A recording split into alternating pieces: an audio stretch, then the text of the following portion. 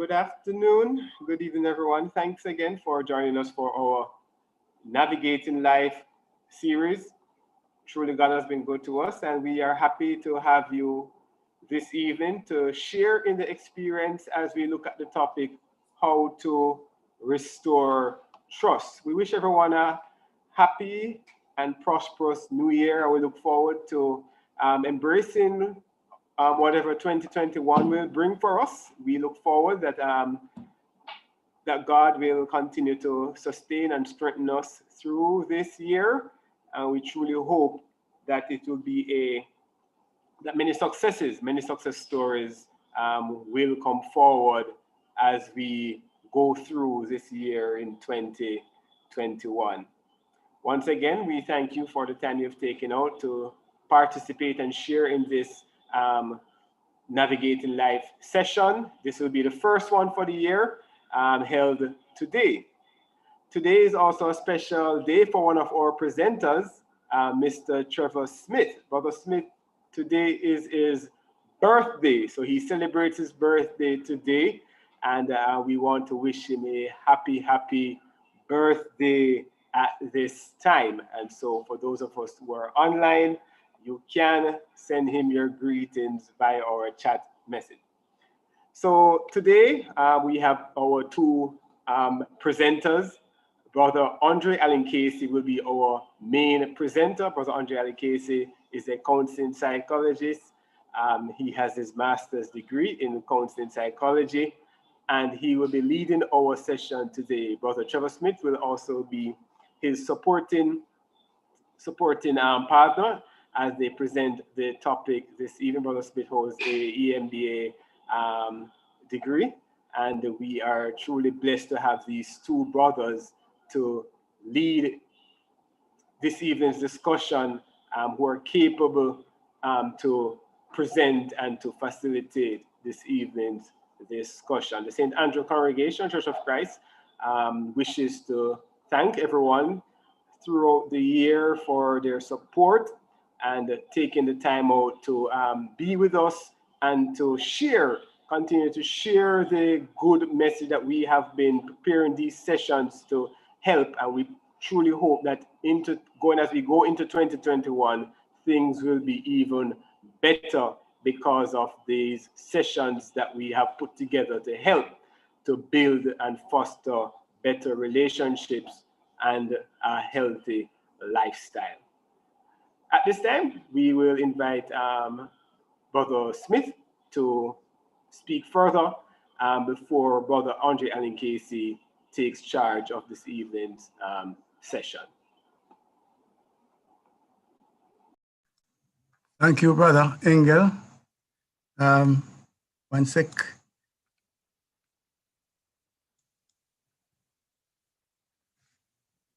Right, so all the best for 2021 to everyone who is on. As you notice, we have started a little early. This is a new norm. We want to not only be on time, but be ahead of the game. Let us just bow a little bit in prayer with me, if you don't mind. Let's bow. Almighty God, we just want to give you thanks, Lord, that we have come to see the start of a new year. We give you thanks, Lord, for the blessings and your continued protection for us. Lord, we know we have gone through challenges, but that just indicates, Lord, that you continue to be there for us. And so even though we have gone through many challenges, we have triumphed and we are here in 2021. Let's invite your presence now as we look at issues, Lord, that impact how we navigate life. And we just ask, Lord, that as we go through this discourse, this investigation, that we will have open minds and that, Lord, we would heed whatever truths we extract from the deliberations and apply them in our lives. We also pray, Lord, that we will willingly freely share whatever nuggets of wisdom that we glean from these sessions, that we would share with others. Asking all of these things in Jesus' name. Amen. Amen. Mr. Smith, before you continue, No actually, problem. my time on my computer is saying 6:35, but I realize that it's actually too early. But that's good. That's why I'm saying this year is a new year. We're moving forward, man. Yeah, Okay. tired of the lateness and catching up and all of that. So, um, that's good. That's good. All right. So I just wanted to put in a little um, overview. Well, it's not even an overview. It's a 1 minute introduction to why we want to look at trust. Not coming up with any presentations or so on, PowerPoint. Just wanted to look at the issue of trust from another angle. We are going to look at it, and it's going to be multi-part. So start from even now to mark January 16th at 6:30 Jamaica time for part 2 of this session. But so we're going to look at relationships, and we really want to look at trust from another angle and to understand that trust is essential. It's essential for life. And where trust is coming from is the fact that as humans, we understand that we cannot, or we can achieve more with others than by ourselves. We can achieve more with others than by ourselves. And so, therefore, if we look at trust, we have to look at two issues. One of them is reliance, and the other one is reliability. Reliance and reliability. So, we have to rely on others in order to navigate through life. We have to rely on the postman, such as exists nowadays, to bring the mail, or for the pharmacist to fill the right prescription, to give you the right medication. So you have to rely on others. It is not possible that you could by yourself diagnose yourself, go and create the medications, do all of those things in order to get better. So there is the need for reliance. We rely on teachers to teach our children while we go and earn the money to pay them and borrow money in order to pay them. But that's what I mean. So there is a sense of reliance in trust. And then there is the critical factor of reliability. So if we are not reliable, then it is challenging for others to rely on us. So we're looking at it again from the broader society context. And here's a thought. Moving away from the relationship that Brother Andre is going to go into. Here's a thought.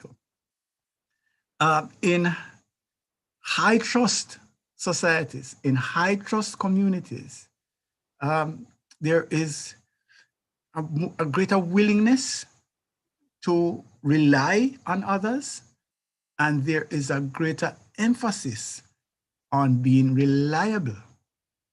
And so therefore, when you drive, for example, in a high trust society, you expect that if you are supposed to drive on the left, that you're not going to see a vehicle coming up on the right. If you get to a traffic sign, you expect that if it is red, then you don't expect to see somebody coming through when you are on green. That happens in a high trust society. And the more trust there is in a community, is the greater that community or that society, the greater possibilities that they have to develop and to grow, because we can take certain things for granted. We can assume certain things. I was just listening to a Blink. I listened to books on Blink's day. And gentleman was talking about a study that was done to show that if they did a study at a traffic crossing, and what they were saying is that persons, the more expensive the car is, the greater the likelihood that person would cut off the pedestrian who is walking in the pedestrian crossing. You hear that?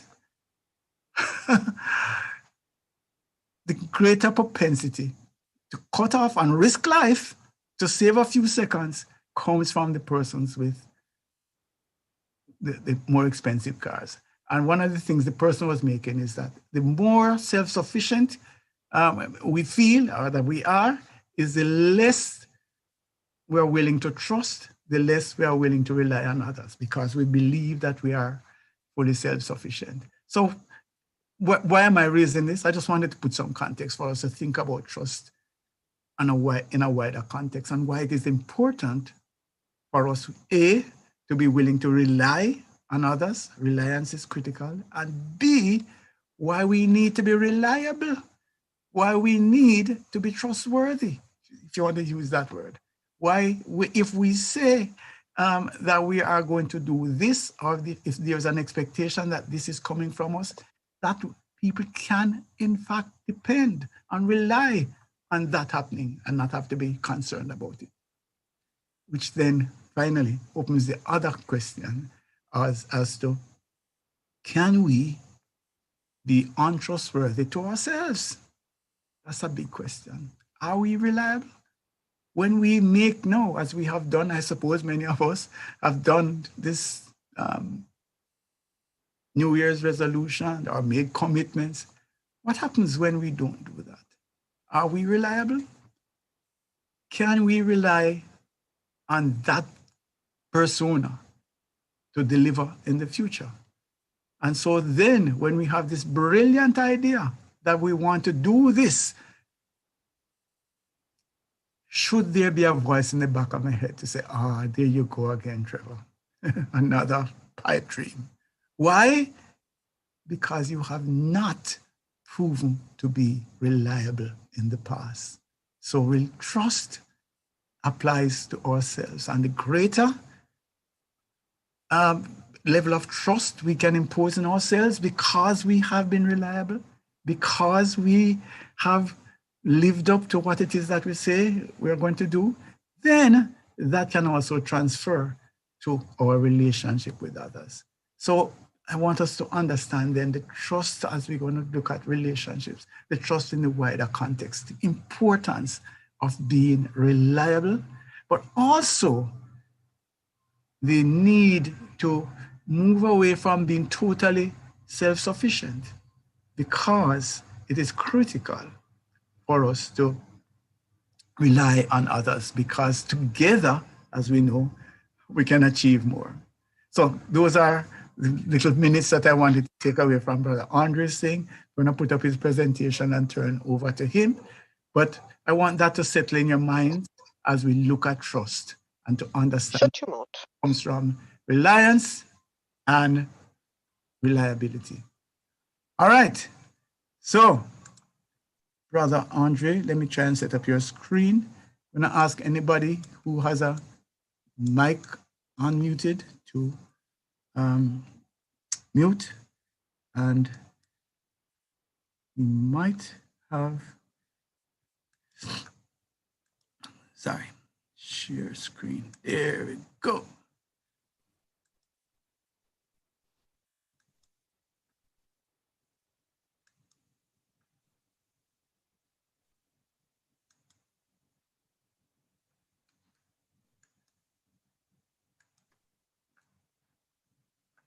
Think you're good to go now, my brother?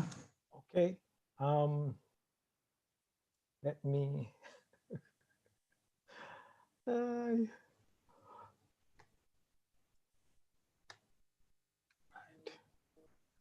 There we go. Excellent. Thank you very, very much. In keeping with our, thank you very much, Brother Smith.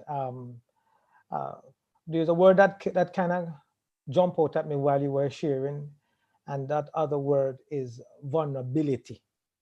And you know that once we feel like we can trust and we can rely on persons, believe in me, then oftentimes we make ourselves vulnerable. No better place, I should say, in dealing with relationships, and I'm speaking primarily into the context now of marriage, where many folks allow themselves to be vulnerable. Now, what I'm about to share here, although you're going to do some of the pictures that you'll be seeing, seem to be stemming from the male that is making advances to the female, and you'll see what I mean by that, or put them as the persons who have broken trust. And the truth be told, as far as statistics is concerned, what we do find that in keeping with, so where we have both male and female who have broken trust into their marriage relationships, and I'm speaking very generalized now when I'm making that statement, I would invite that, be it the male or the female, do not try to take sides and say, yes, man, this is what man do, man keep on man. No, no, no, no. Actually, I'm in the business to say this to you. That one, and I'm not going to tell you which one, but one of them does hide better.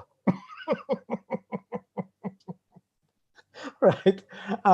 It is unfortunate that as far as trust is concerned in relationships, one of the biggest things that break trust is infidelity. And infidelity refers to cheating, adultery, or having an affair. It is the subjective feeling that one's partner has violated a set of rules or relationship norms. And this violation, of course, results in feelings of sexual jealousy and rivalry. The violation can be sexual in nature. For example, it involves kissing, sexual fondling, or sex with another individual outside of the relationship. What constitutes an act of infidelity is dependent upon the exclusivity expectations within the relationship. So take, for example, in marital relationships, exclusivity expectations are commonly assumed, although they are not always met. When they are not met now, research has found that particular psychological damage, including feelings of rage, betrayal, lowering of sexual and personal confidence, and damage to a person's self-image can occur. And if we could just, in a very unique way, because we're talking about lasting relationships, that's our theme, literally. And, so what we're saying here, though, do we have a desire to make our relationships last? And if we have that desire, then even in the midst of infidelity, can we do something? Do both persons have some kind of responsibility to ensure that the outcome of the relationship is felt? Oftentimes, I know that our go-to places, for the male, or go-to places is for the male to say, no, man, we can't stay on this, I'm gone. And it is the female who oftentimes say, okay, I will give the male another chance, and another chance, and another chance. But if the roles are reversed, unfortunately, you don't find many of the males saying that they will give quite as many chances as their counterparts. But I want us to pay keen attention, though, to this point. We're about to talk about what is it that the guilty must do. And we are going to get into that right now. But I just want to make this unique point I just want to echo this point from our introduction. It stated rather, that when they are not met, I'm talking about the exclusivity aspect of the relationship. Research, genuine, concrete research has shown folks, And this is why we need to have sessions like these, or conversations like these, or presentations rather like these, because research has found that particular psychological damages rather will occur. And I wish even a lot of times of our preachers, you know, and those members of the clergy will understand some of the psychological damages, because if they don't understand it, then they assume that the other person, even, and I'm going to go far, I'm going to go as far and say this, that especially the females, you must understand, you must make the adjustment, you mustn't feel so much pain. And if you're not careful, they even gaslight you. Yes, I said it. You feel gaslighted and feel almost guilty, as if to say, boy, what have I done? Have I, that being said though, all we're saying here is for folks to understand what is happening to the person, the level of hurt and pain that they are going through. And once people feel like you understand their context, then they're in a better position to listen to what you have to say to them.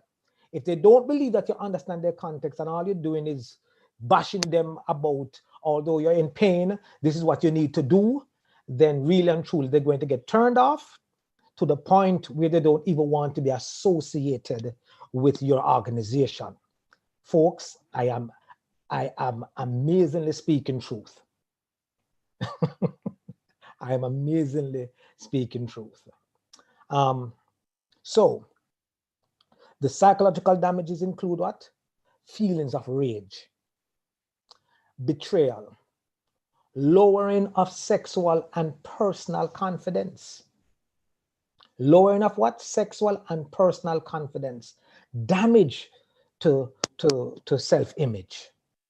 These are the most common things that research have found that occurs to both male and female who feels that they are having an insurmountable struggle with managing the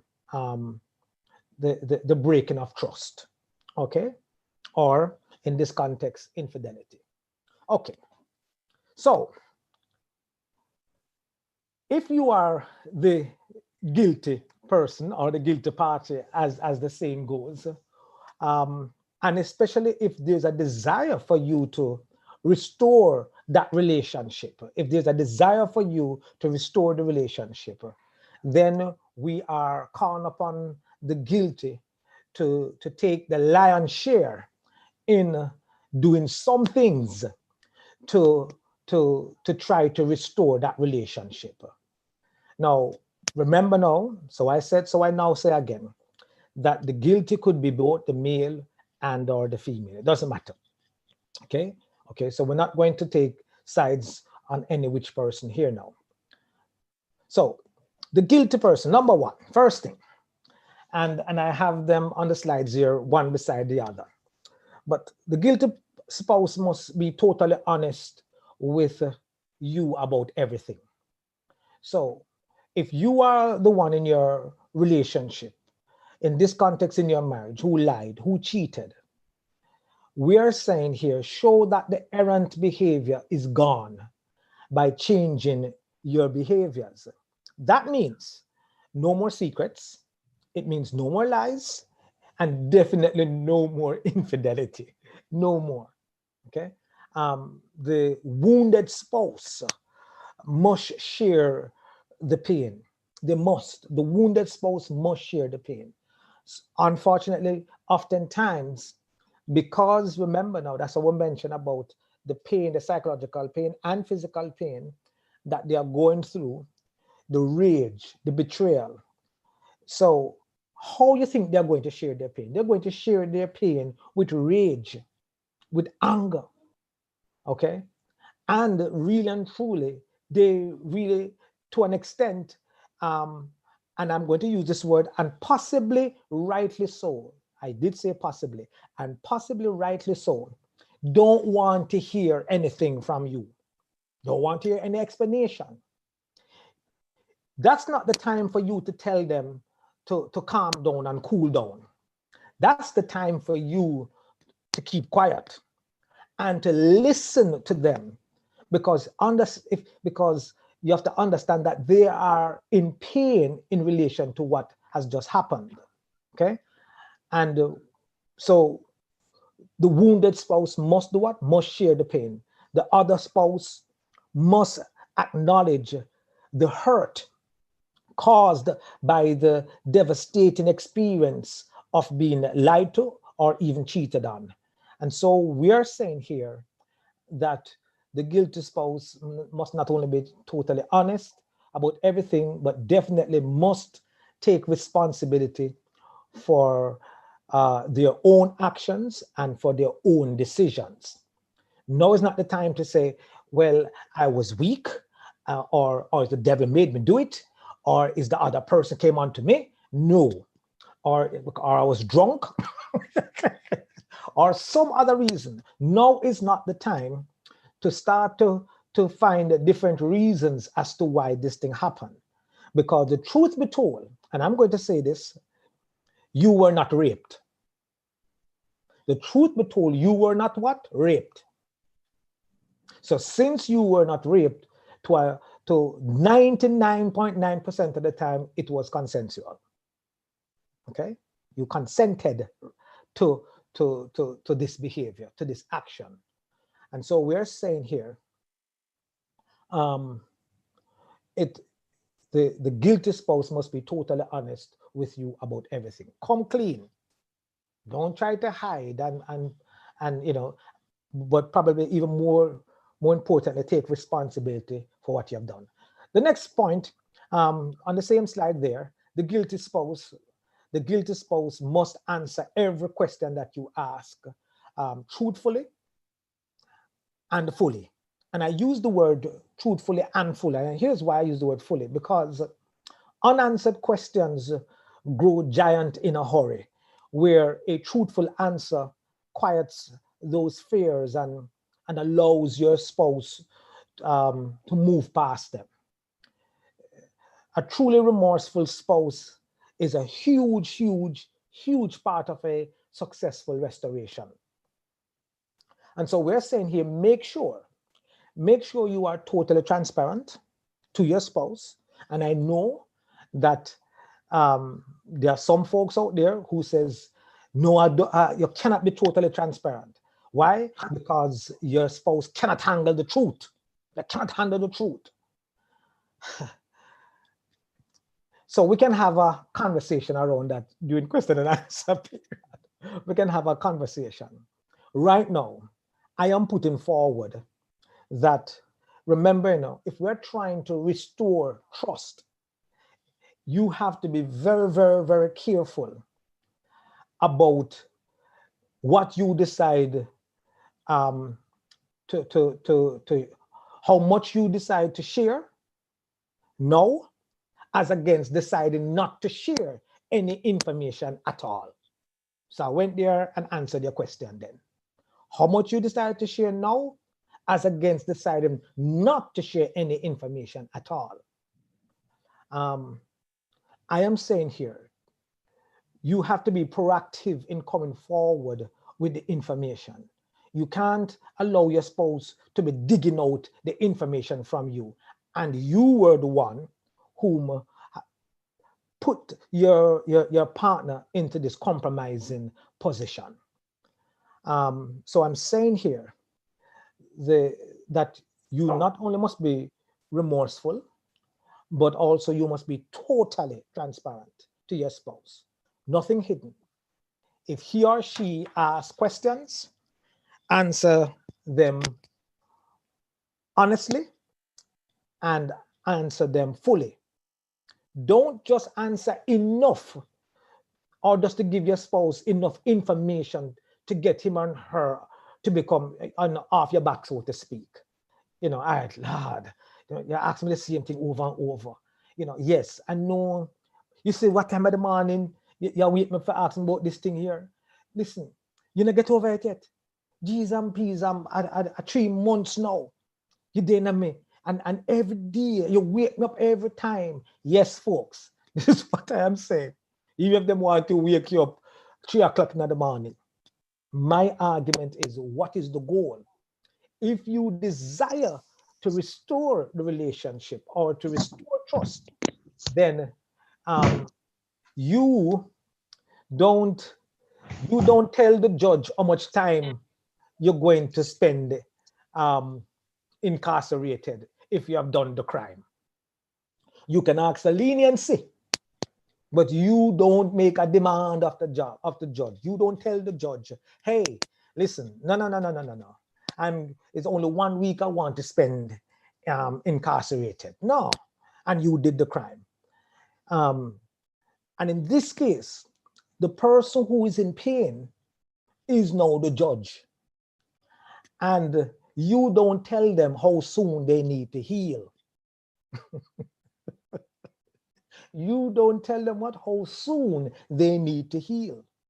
No, don't run ahead of yourself. We have a section that will, part 2, we're going to talk about the responsibility of the person who is hurt. Hold on, we're not taking any questions yet. Sorry, just a minute. All right.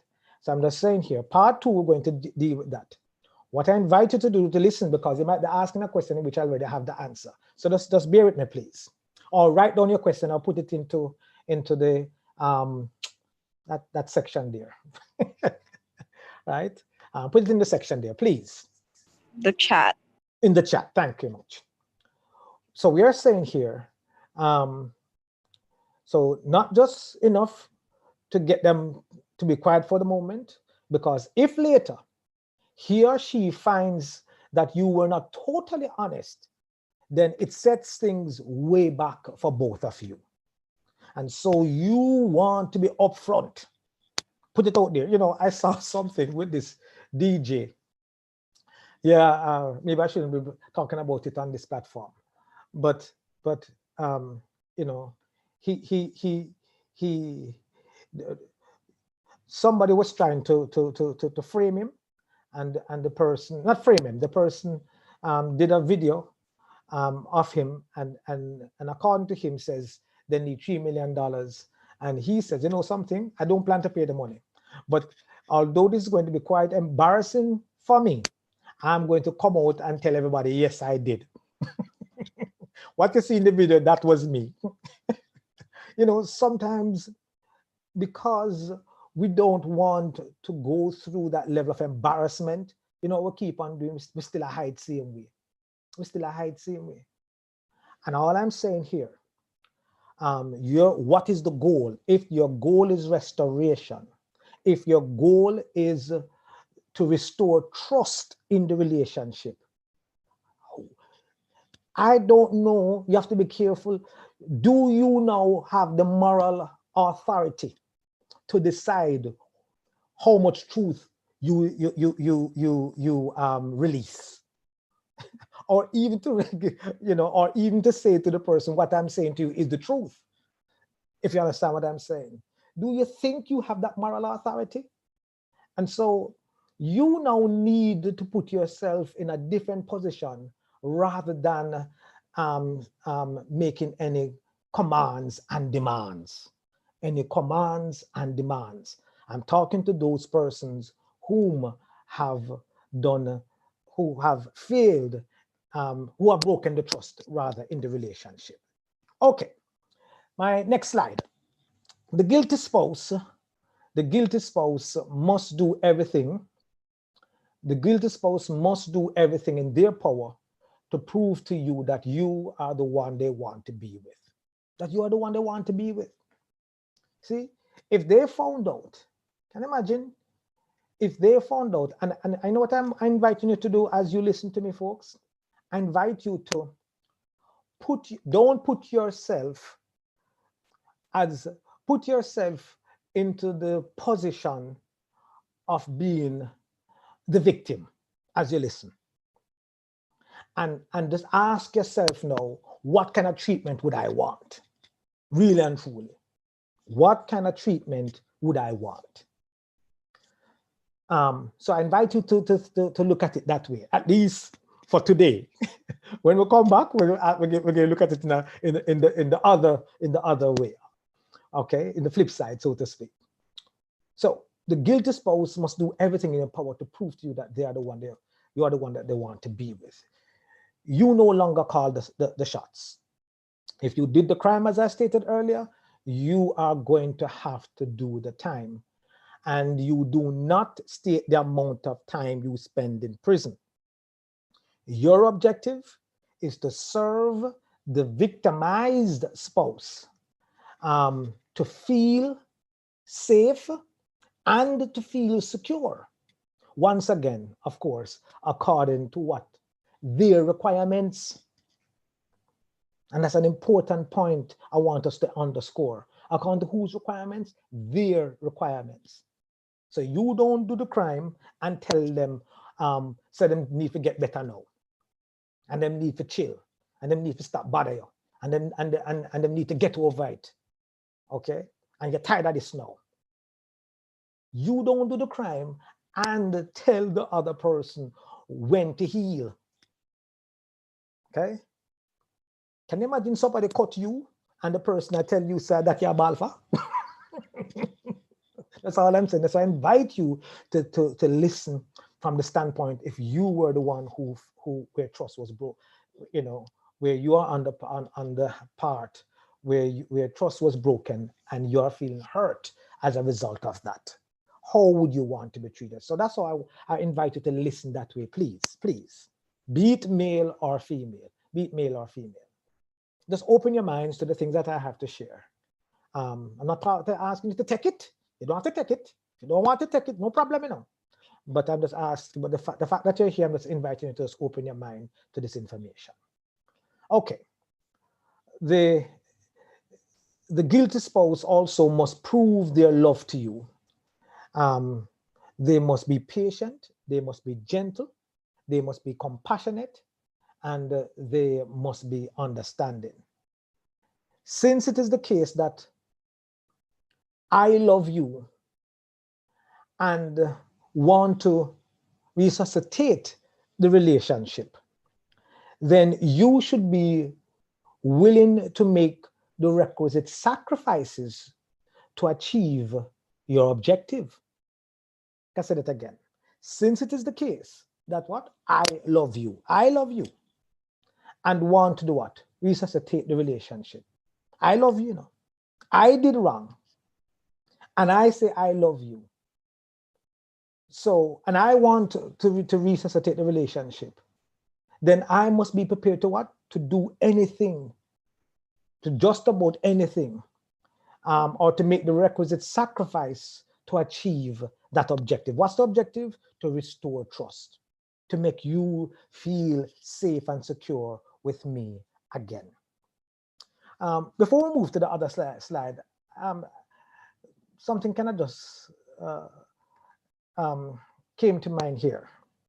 When we said that the guilty spouse must do everything in their power to prove to you that you are the one they want to be with. You see, folks, you have to understand, you know, think about it. That person, you remember in our introduction, we shared that they felt betrayed. We shared not only that trust has been broken, but they are now questioning their own self-worth and their own self-image, their own confidence in themselves, and even as far as the means to satisfy their spouse, whether or not they can do so. They feel second. They feel a proper distant second. And let me just put in a little cue here. And for most men, they cannot deal with that. For most men, it is an uphill battle for them to deal with that. And there's more, but we're not going to get into that right now. As it relates to sex and what sex means to a male in a relationship. And that's why, as far as infidelity is concerned, how it affects him, and he takes it quite personal. He takes it on a different level than with a female. Just saying. That's the male-female differences because of his conceptualization of sex in marriage. And so as far as he's concerned, wow, no, I am the only person who is supposed to be doing this to you and for you. Me. And so the minute you start to complain about whether or not I can do this to you and for you, then it attacks me. I feel attacked, right? Even because this is also an expression of what? Love for me, the male. And so if the female goes outside of the relation for the male, he's saying, boy, you clearly don't love me. One, you clearly want to feel satisfied via someone else and no longer me. I thought I was the one whom you wanted to spend all of your time with, especially in this way. And since it is a critical and an important ingredient for the male, and for his maleness to be affirmed, and yes, ladies, I invite you to listen to these things, for his maleness to be affirmed, this is a part and parcel, so I'm already answering your question, part and parcel reason as to why he will find it quite challenging should infidelity occur, and for him to try to restore that trust. So I'm just giving a little additional information there where the male is concerned. I'm not saying there's any right or wrong or anybody have more right than the other. No, that's not what I'm saying here. I'm only explaining to you why it affects the male at that level. Okay. So to prove to the person that you're the one I want to be with. Now, I'll say this to some males now. A lot of wives may go outside of their relationship way longer than you even knew, because they would have committed what is called emotional infidelity. They would have committed what is called what? Emotional infidelity. And that is too much of a long story already, seriously, but we could do that too. Emotional infidelity. And once they have committed emotional infidelity, then it is so much easier for them to carry out infidelity from a physical standpoint and not just from an emotional standpoint. But they would have felt separated in the relationship long time ago, for quite some time, just saying. So I'm just giving you again the different degrees to what happens to the male and what happens to the female. But to the point that says, you have to prove to them that I want to be with you. If you understand that context, do you see now how difficult it is going to be for the female to prove to the male that I want to be with you, and for the male to prove to the female that I want to be with you? If you understand both persons' context as far as infidelity is concerned in the relationship, do you see how difficult that is now, folks? And so I just wanted to re-emphasize that point. Okay. We mentioned that you must be patient, you must be gentle, you must be compassionate, you must be understanding. You must be, sorry, I use that word must because the goal is, if there's a desire to restore trust in the relationship, then these are some things that I must do. My next point, the guilty spouse must feel your pain. The guilty spouse must feel your pain. In other words, put yourself in their position, as I have asked you to do, to put yourself in the position where you are the one that somebody cheated on, and as a result of that, how would you want to be treated? put yourself in their position and then ask yourself, how would you like to be treated? The guilty spouse must feel your pain. And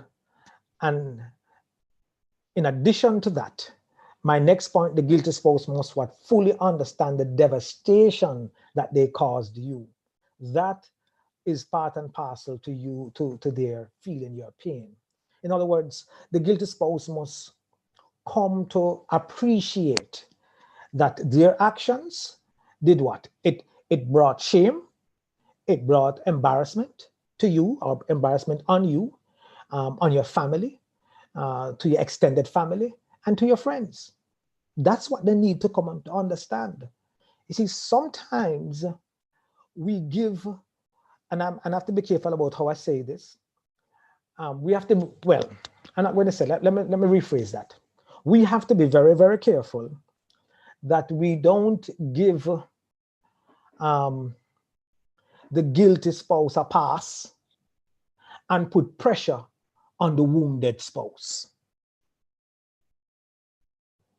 That we don't give the guilty spouse a pass and put pressure on the on the wounded spouse.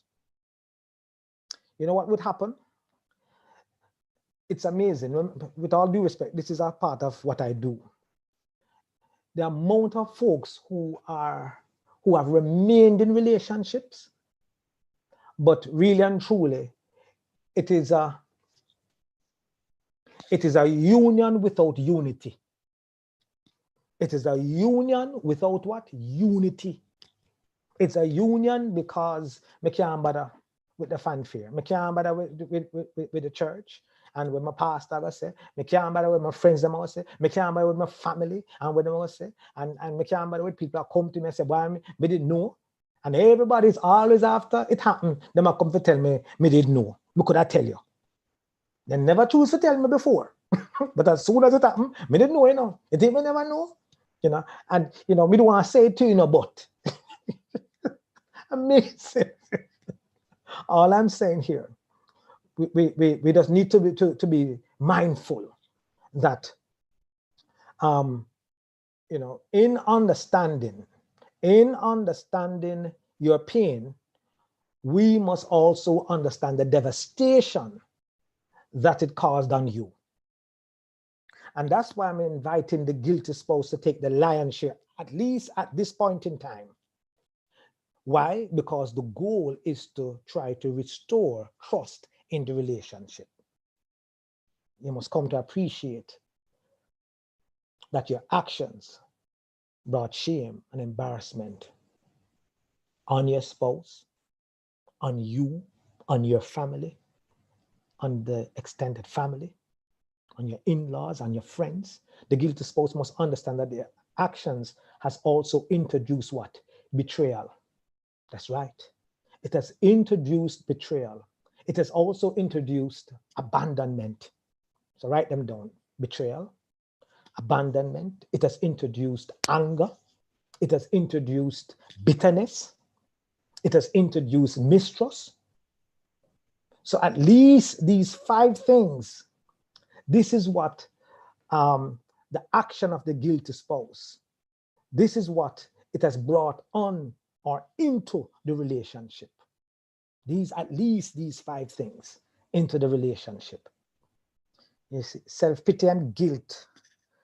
Self-pity and guilt are also attending emotions that can affect the victim. Self-pity and guilt. And I'm equally saying, rightly so, I'm talking about the self-pity and guilt. Okay.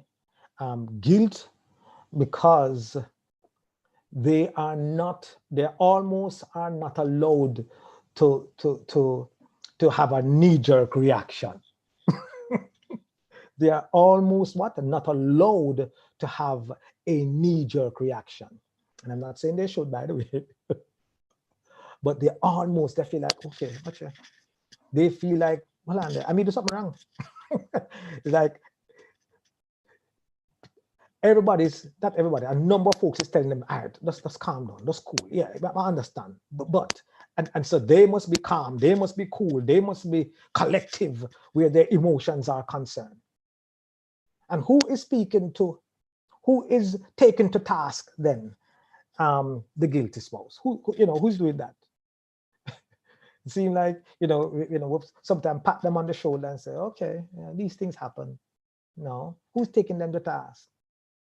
Who is letting them know that this is what has been now introduced to the relationship? Who's having that conversation with with the person who feels hurt, and or the person who has done the hurt or brought it into the relationship? Who's saying, hey, come on. Can you imagine you have done a crime, you hurt somebody, or you stole from somebody, and you go in front of the judge says, we are humans. And we all lie and steal at some point in our lives. So just do your best not to make it happen again. You may go. Can you imagine the judge having that conversation? And you're right there thinking, huh? Where my goat? I don't even get it back. Bad example. But all I'm just saying here, the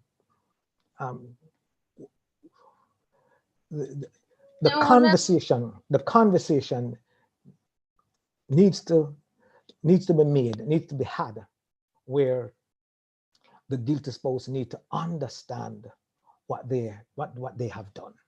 At minimum, understand what they have done. Okay.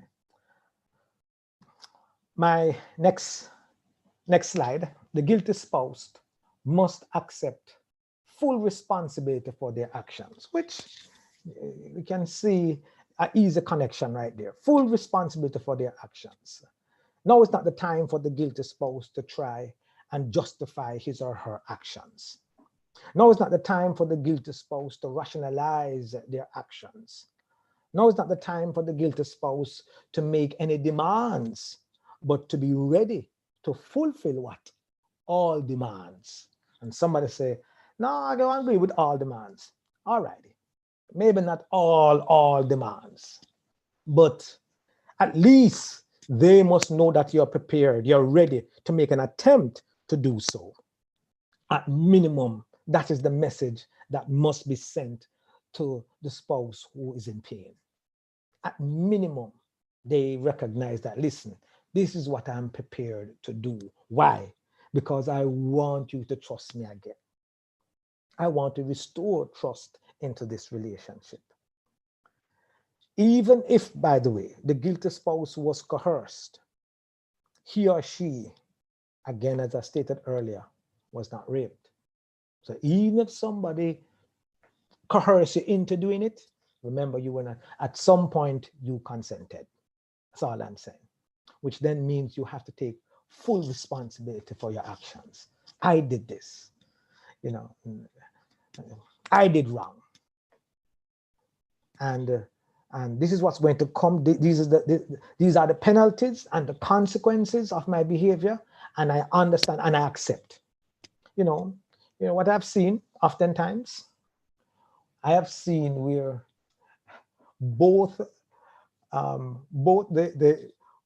persons go on a campaign to justify one, either their actions, or two, their reactions. You can ask me about that. I have seen, and I'm talking about what? I'm talking about the guilty spouse and the spouse who is in pain. They go on a what? Campaign to do what? To justify be their actions and or their reactions.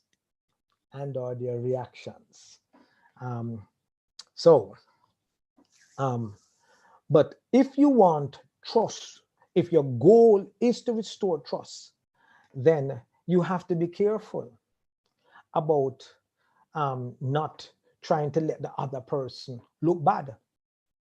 But more importantly, you take responsibility for what you have done. You take responsibility for your own actions. Yes, I did this. Yes, I was wrong. And especially if you want trust, and I keep on going to that point, especially if you want to restore the trust, then now is not the time for you to justify your actions, for you to rationalize your actions, for you to make demands of your spouse, but more so, be ready to fulfill most demands, if not all. Okay. The guilty spouse must stop all contact with the opposite person and not try to protect them. Now, this is an important one. And not try to do what? Not try to protect them. In other words, the guilty spouse must not have any further clandestine meetings, but must be transparent with daily activities. And I know we can push on. I already hear the questions coming up right here. So no more clandestine meetings, but must be what? Transparent with daily activities.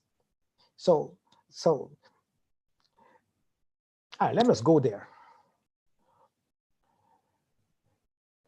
The boundaries, remember, if you or myself, if we violated the boundaries, we were the ones who violated the boundaries, you know. How is it that we want those same boundaries to be maintained or remain?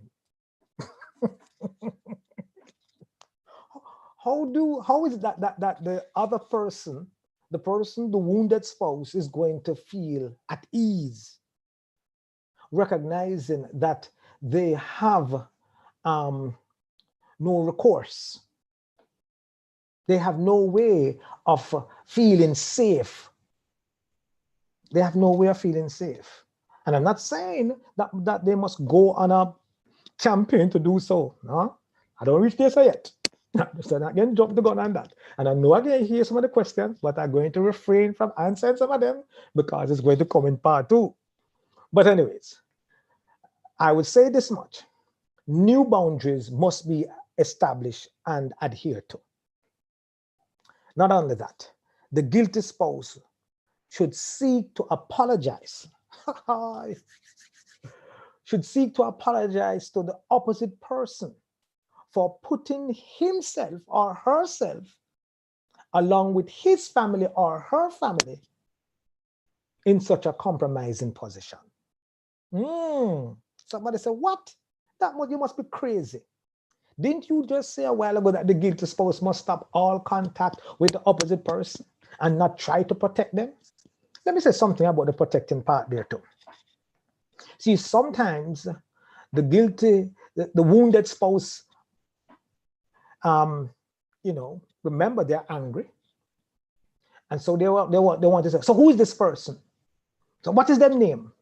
So when did you go? And how did you go? And why did you go?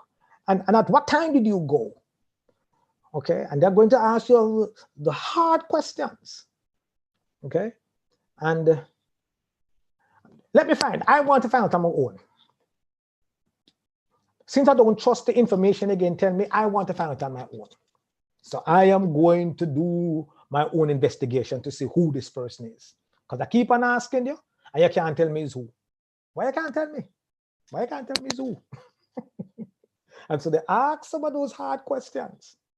And then now, because you do not want to have any further or any undue embarrassment to that person, what you find is that you refrain from giving too much information about this person because of how you see your partner is behaving, unless you go and divulge that information and it escalates into something that the consequences are unbearable. So we don't want, you see, two wrong don't make a right. And so rather than making it even worse than it is, and it is worse already, So rather than for it to become worse, it is, one understands why, you know, the amount of information and the timing in giving that information can be prudent, at this point in time, Notwithstanding, please understand that somebody might say, but suppose you work with the person, suppose to want to work, suppose he's the boss.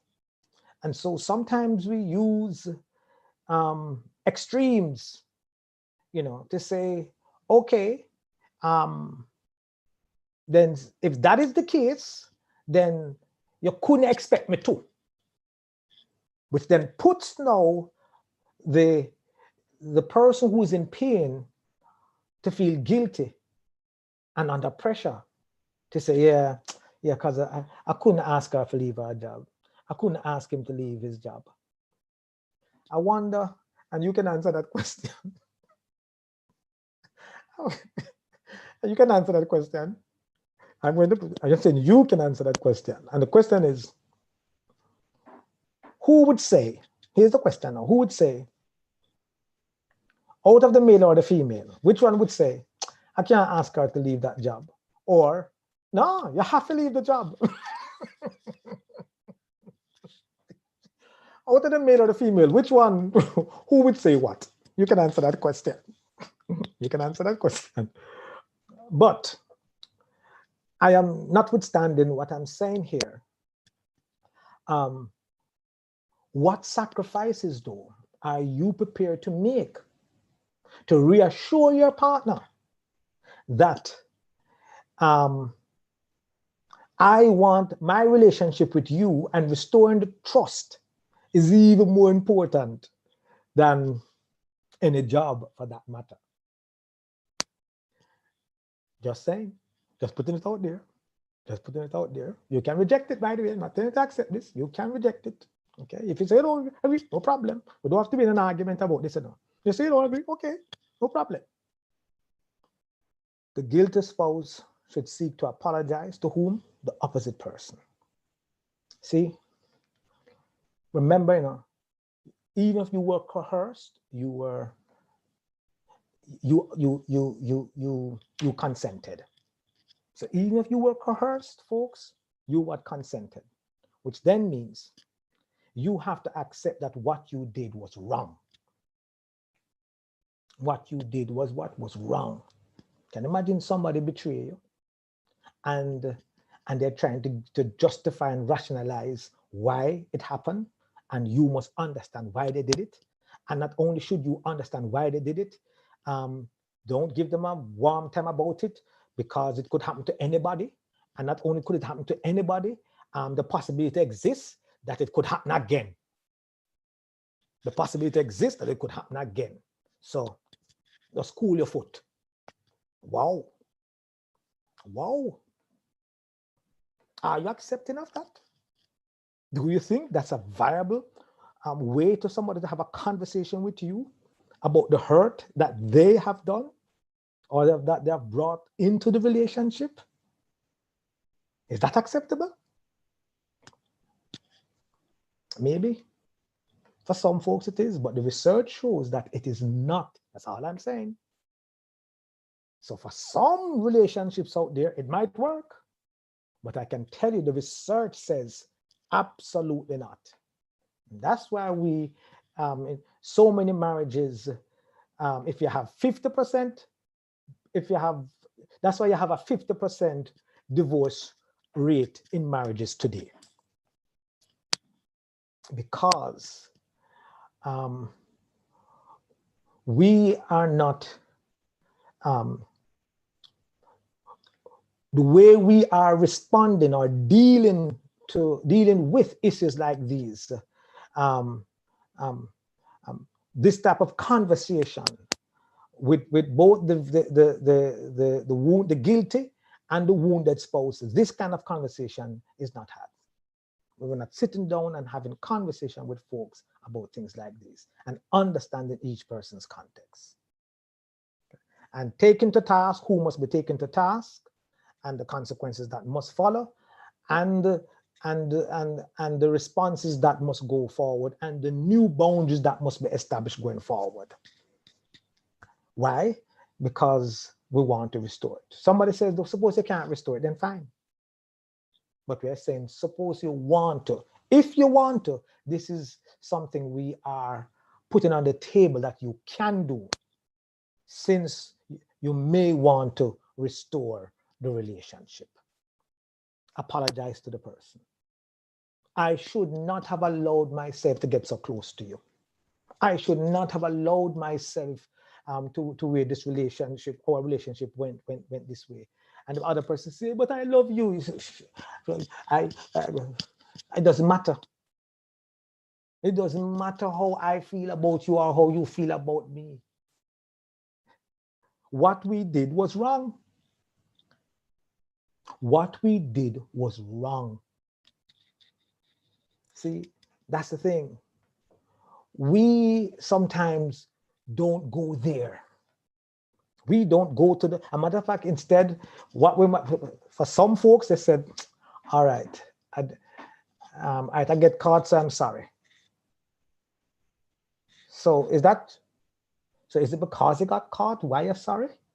Or is it, well, I'm happy that I got caught because I realize I cannot afford to mash up my relationship. You see the two different mindset, folks? As against one says, all right then. All right then. All right then is called defeated resignation. That's what all right then is. So you're saying sorry because I'm caught. Defeat. You resign yourself to say I'm sorry because I can't, I try to wiggle my way out of it.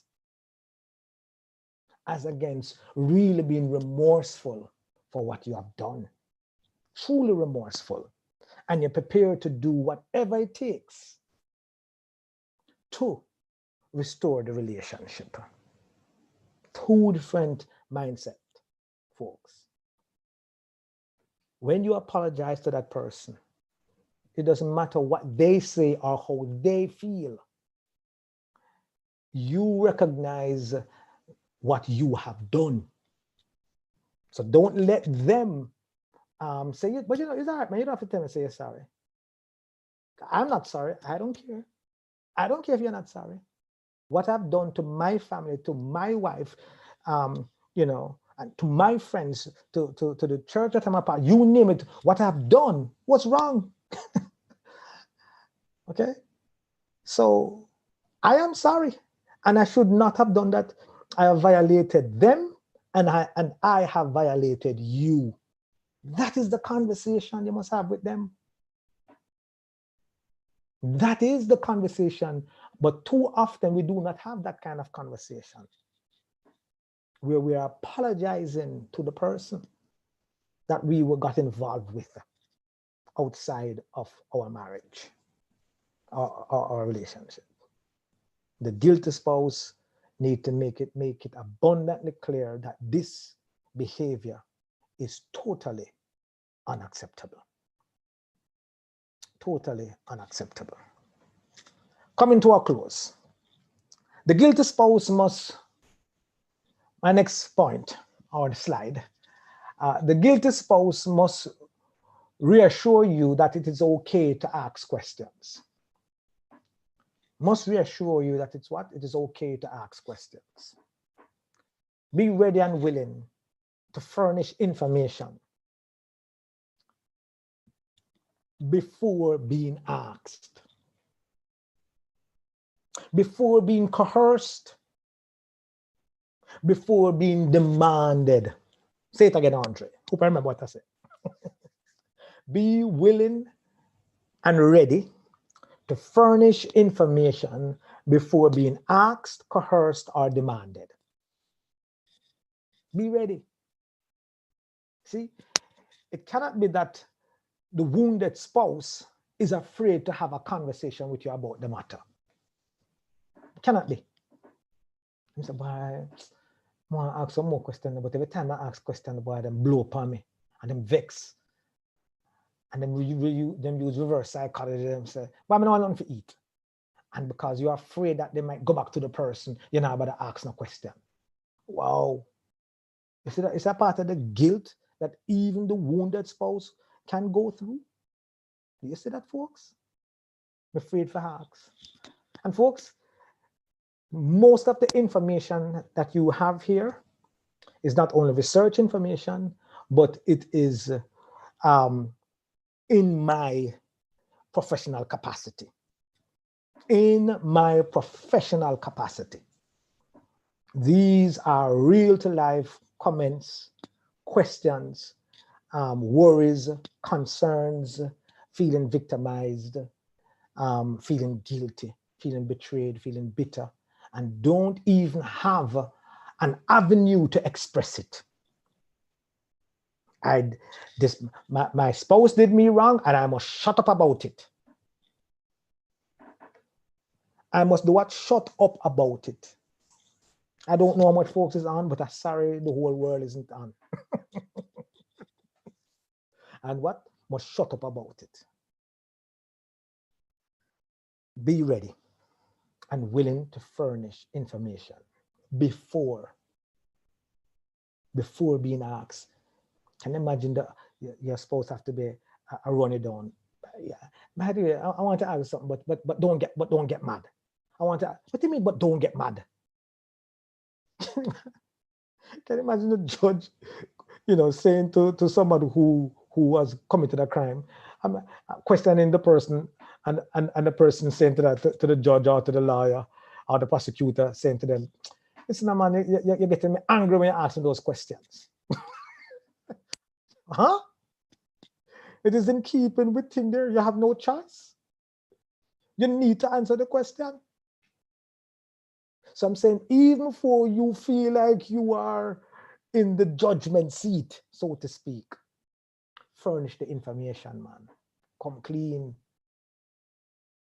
Come clean. If on several occasions,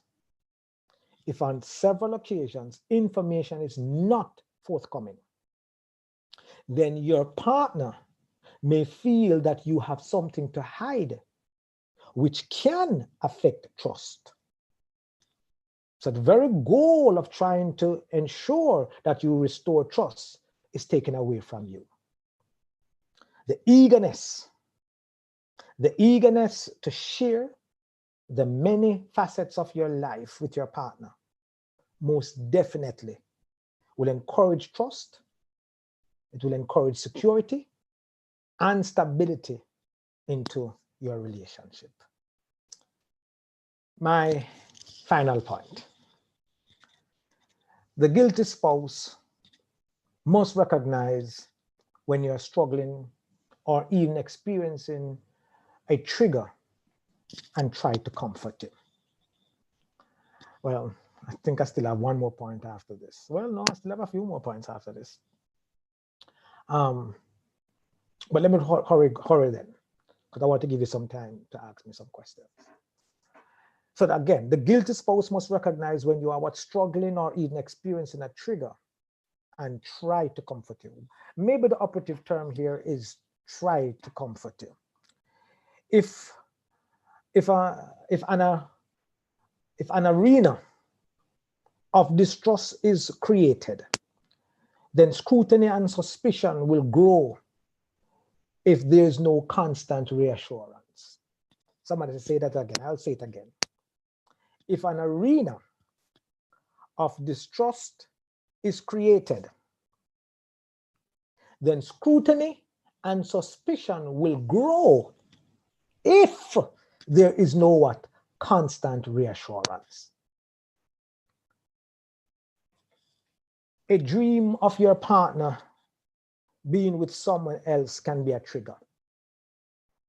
The way the guilty spouse speaks to the opposite sex, look at them or even compliment them can serve as a trigger. All Secret Service duties must cease and desist with immediate effect. The guilty spouse must work on rebuilding trust. No secrets. To an extent, even possibly no privacy. Somebody said, no, no, no, you're going to an extreme now. As I said, even possibly no privacy. Possibly.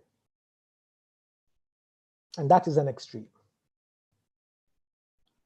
Not a recommendation, but I say possibly.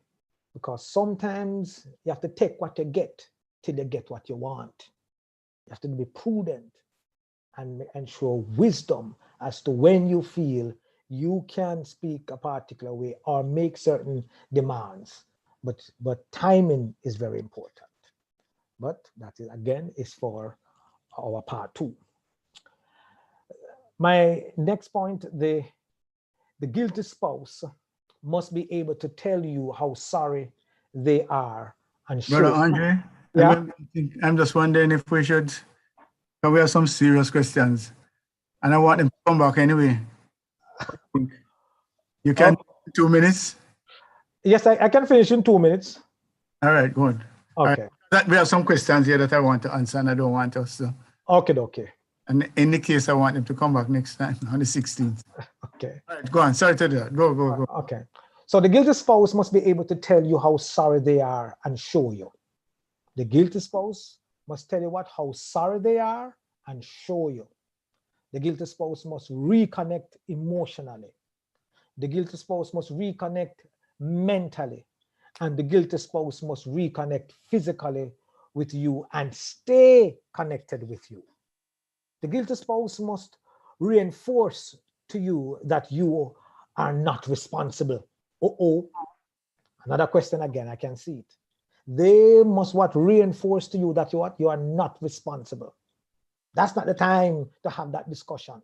It's because of you, why me? No, that's not the time to have that discussion. The guilty spouse must put their own feelings of guilt and shame aside and help you to heal first. And help you to do what? Heal first. That's what the guilty spouse must do. The guilty spouse must be willing to seek counseling. The guilty spouse must be willing to seek counseling. The guilty spouse must learn what is and is not acceptable when communicating with the opposite sex. They must establish boundaries and not cross them. Now, that was my final point. And come, right, come next week or 2 weeks. Yeah, the 16th. Right. We will be talking about, can I see the slide there? We will be talking about, go to the next slide. How should the innocent respond? That's what we'll be talking about come the 16th of January. All righty. All right, I hope I trust that you think. Yes. All right. So what if the guilty party, I suspect, does not feel that they did anything wrong? That's the first question. Well, I mean, I don't want to be trite in my response, but if they don't feel they have done anything wrong, the guilty person, then what is the purpose of that relationship? What are the boundaries?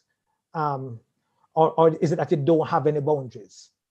If you don't feel, why is it that the other person then is feeling hurt by your actions? Then you need to have a conversation then, is it that for you think that the relationship was open? Or it is fine for you to do this thing? Does the end justify the means? And so so one would definitely need to find out what is the nature of this relationship for a person to take such a stance. Okay. If the breach of trust took place, doesn't it mean that the person who is hurt was not the object of desire due to the temptation of the guilty giving into the desire in their heart? All right, you have to slow that one down. I suspect. Let me just try, but I don't want to get myself in trouble. The whole thing is that if the person got enticed by somebody else, wouldn't it be that the wounded party wasn't the object of their desire then? The wounded party. Yeah, all right. If I'm married, yeah, I'm attracted to somebody else. Mm-hmm. Does it not mean that my wife is not the object of my desire? Well, I mean, if you become, you see, well, let me use this analogy then. Let me use this. Let me answer it this way. Just because I want a BMW, don't mean that I must go thief it, you know. No, hold on. Here's the question now. You have a Benz, right? Mm-hmm. And instead of drive your Benz, you go look at BMW. Does it mean that you don't like it? Does it mean that you don't like the Benz? Well, my question is, why did you seek? And all I'm saying is, in the ends does not justify the means. You know, in the court of law, you're going still, you know. So you say, somebody might say you're too ready eye. Somebody might say. Could be, but I think the point that what I get from it is that they're saying that there is a deeper thing then, because it means that the person that you have, the person that is wounded, is not the primary object of your desire. And the possibility, yes, but what I'm saying is, but I'm but that's I guess that's what I'm saying. I am saying that, you see, you have still done wrong.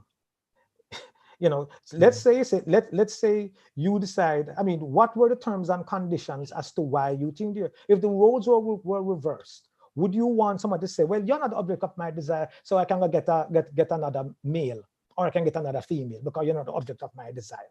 I desire somebody better looking, taller, leaner, fatter. I don't know, whatever." All I'm saying here, does the end justify the means? Look at what you're doing to your partner. Look at what you're doing to your family.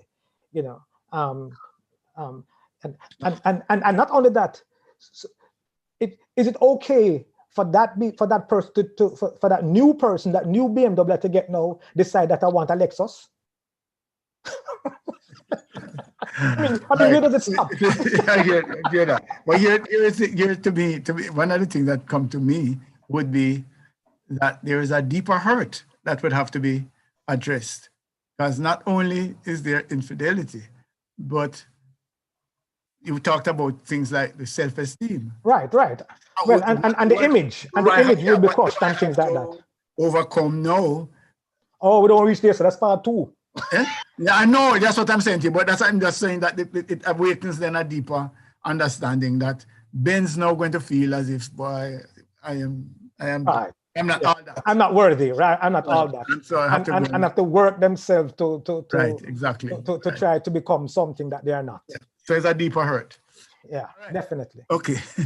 Should the guilty, some serious question, should the guilty person accept or expect the interrogation to be the new norm? Or is there an unexpected end where the offended party should heal over time and get back to some semblance of normalcy? Excellent question. I must admit it is answered in part 2, but let me just whet your appetite. Okay. Well, let's whet your appetite though. Excellent question, but let me just kind of whet your appetite. Your responsibility. Remember, you know, I gave the illustration that you don't commit the crime and tell the judge how much time. You don't commit the crime and tell the judge what? How much time. No. And so you have your responsibility right there is to appeal for leniency, not to find out when you're going to get out of jail. That's how I get answer that. Okay. Sounds good. What if your intuition led you to go into your spouse's phone where you have uncovered at least flirtation that indicates an intention for physical infidelity. But when the issue is raised, you are chastised for your actions and made the villain. That is, I imagine that the person who looked into the phone is chastised for breaching the trust. Why are you looking in the phone? How do you handle that?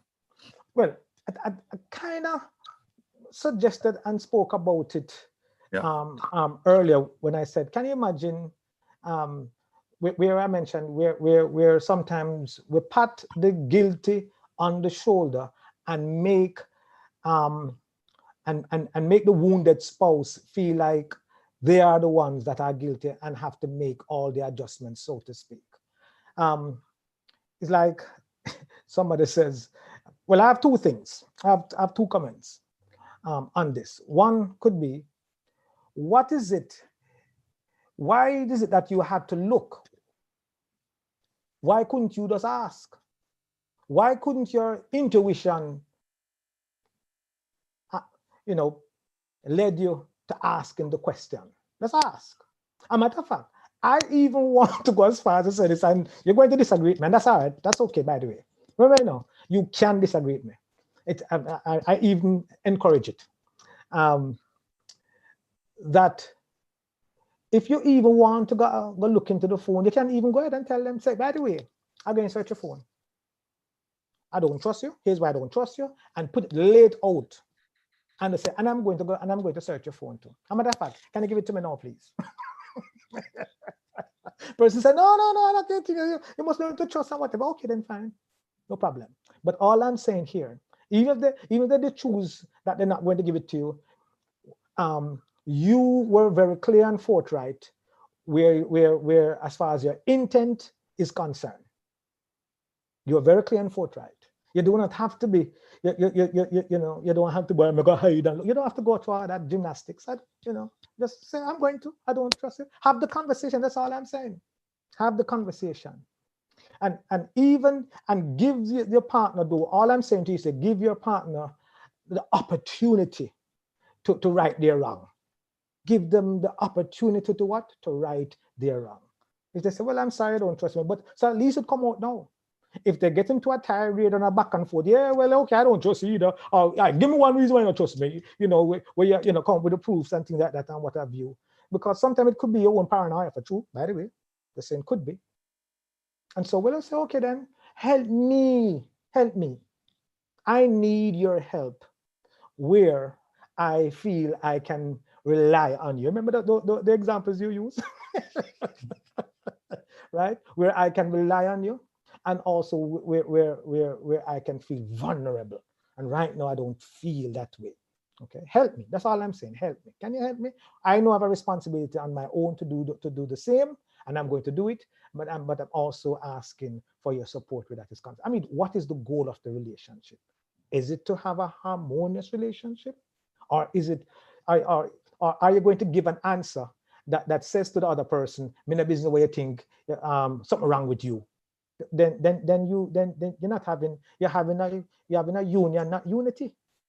You're having a what? A union, not unity. So you need to think carefully about how you want to respond and ask and answer that question, because rather as it relates to the goal that you're looking for in the relationship. What do you want? Do you want union, no unity, or do you want union with harmony? Next. My thing would be that from it gets to a point now where you have to sneak to look into the phone.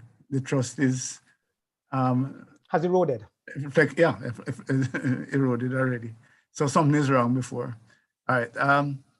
There is a question about what you would describe as coercion. You mentioned coercion, not when person feel coerced, but it's not rape. So they wanted to understand what. Okay. What right. I mean, so somebody can say, just saying, somebody can say, well, you know something, if the person came on to me, that's what I mean. I didn't pursue them. They were the ones who came on to me.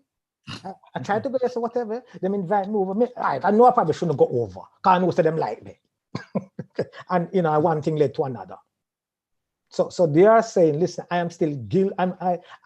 I am guilty, but not so guilty, or truly, or I'm not really guilty because it's them really put me in this position. That's why. Okay.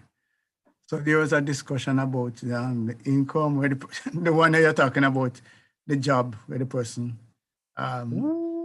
should leave the job. There's a long discussion about it, which I'm going to ask people just look in the chat. It's there. It's because it's not private chat. So you could actually look there. Yeah, I think those are the questions. Try to keep doing it over and over again. We're together for 9 years and married for 6.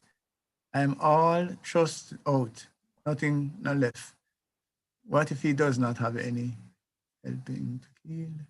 So there's somebody who is saying that they have trusted out. Basically, they have been doing it for such a long time that they can't bother with it anymore. So there will, and this is and this is where I also made the statement. That's why a part of the conditionality to my discussion is if there's a desire to restore trust. Right. So that's, so that's a slightly different thing that I'll be dealing with, if you understand what I'm saying. Not only that, one of my slides says, you must be willing to go to counseling. You must be willing to go to counseling, because there are some cases, as like, for example, this one where the person feel like, hey, I have been, I don't know how much time. The amount I'm sorry I've gotten. Every time the person come to me and say, I bet again to me say, you're sorry. And it's not a joking or laughing thing, by the way. But I'm just saying, so I do understand from that standpoint, hey, what else do I do? What other recourse do I have? There are some folks whom want the best of both worlds. And that's the unfortunate thing. There are some folks that, listen, they want the best of both worlds, and they're not prepared to make any changes or adjustments on their part. So the other person will remain in a victimized relationship or position, because there are some folks whom are bent on having the best of both worlds. That's how I will respond to that. Okay. All right. So we want to also value time. Say, unless we have a crisis situation where we definitely have some hot stuff that we need to plead and ask for some additional time. We're going to try and see how we can start on time and close on time. This is a powerful session. So we meet, give you some information. We meet on first and the third Saturdays of every month. And we have been doing this consistently. And the same link, we will be on the same link. I'm going to ask Brother Engel if he can type in the chat. There's a repository online where you can actually access all the sessions that we have recorded, including this one. So I'm going to ask Engel if he can just type it in the chat so that you can access that. And I'm going to invite you. As you can see, the content is, Andre can't say it, but I can say it for him, that people pay significant sums to access this information. And it's here being offered through the St. Andrew Church of Christ, part of our service, to help people navigating through life. And so we invite you to, we can have hundreds of persons attending these sessions. So please, if you have got value, please share the link with others. If you want to be assisted in accessing this thing, you can actually type for your admin, you can put your email address in the admin chat so that not everybody here has your information, and then we will get the information to you. So that's where we are. I would like to just leave again a last word with you, that trust is about reliance and reliability. So that's what we need to look at, is extent to which we are reliable in all that we do. We will engender more trust, and others can then rely on us. That's the key, right? And it's not just in terms of infidelity, in terms of romantic infidelity. We could also have infidelity in the sense that you promise to do this. You take out the garbage, you don't take it out. You know, do whatever. Pick me up at 4, you come at 10. Those kinds of things also speak to reliability, speak to trust, etc. And the more unreliable we are, is the less our partners can make themselves vulnerable by relying on us. So somebody's saying maybe we need to target men alone. No. As Brother Andre mentioned at the beginning, is that this session might speak to, and I think when it comes back to the next session on the 16th, I think the tone of this thing will be more gender towards the female. But it is not by any means to suggest that men are the only ones who are breaching the trust. Not by any means. Brother Andre, last words to you. And by the way, this very same link will take you to our worship service tomorrow. We start at 9, and we have a Bible class at 11:15, and we do the same thing, Bible study, on Tuesdays at 6:30, using the very same link. Last words to you, sir, and thank you for another one of these enlightening sessions. Just want to thank everybody for coming out and being a part of this, and thankful again to St. Andrew Church of Christ for providing this means and mechanism, for our preacher, Brother Alfonso Grinnell, for leading the charge also. That's it. Looking to see you all, hopefully, when I say again? The 16th. 16th. The 16th. 16th. Yeah. God bless. Yeah. Yeah, we have got some really powerful feedback on this. We did a number of things. So the time is up, so the official is here, so we're not running over. Okay, sorry. But we did like parenting and, did work with singles, etc. And so we're happy to look at issues that are affecting you, not just what we think. As a matter of fact, this issue came up from one of the sessions we had last year, where we invited persons to share what are the challenges that they're having. And we're willing to look at that. If you just look at what's happening around us, you can see that life is not as easy to navigate as we would like to think. And people are suffering, people are having real challenges, people are not able to cope and just don't have answers. And so that's what we're trying to do, stand in the breach and to make a difference. So thank you, and have a blessed night. And really and truly, we hope that 2021 will be vastly different in a good way from 2020. I don't know how many of us will say more of 2020, but I'm not in that band. And so we just hope and pray and give God thanks that He has seen us through anyway, and look forward to it. Thanks. Good night. A good time. Good night, bro. Good night, everybody. Good night, all. Night. Thank you.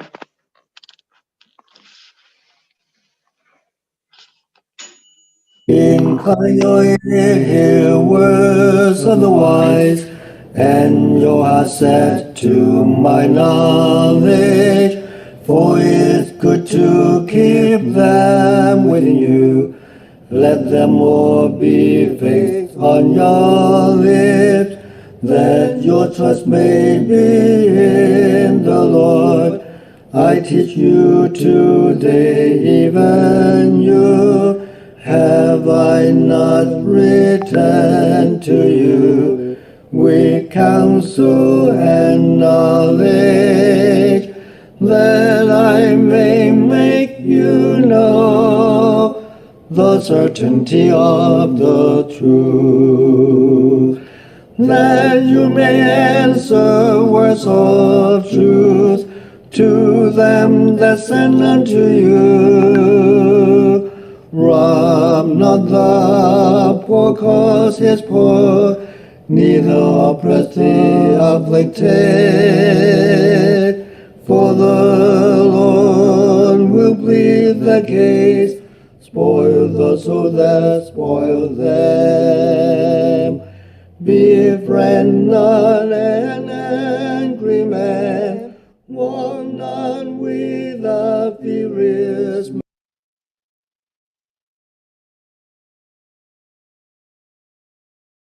When I am down and oh my soul so weary, when troubles come and my heart burdened be, then I am still and wait here in the silence until you come and sit